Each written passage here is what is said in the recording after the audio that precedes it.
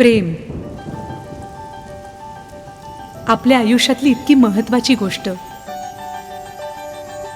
पण ती कधीच प्लॅन करून होत नाही.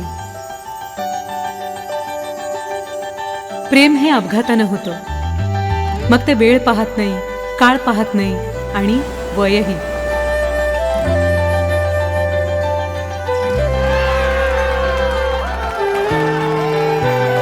कोणीतरी म्हटलंय ना, अपघातानं प्रेम होतं.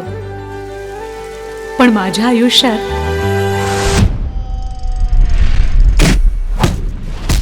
प्रेमामुळे अपघात.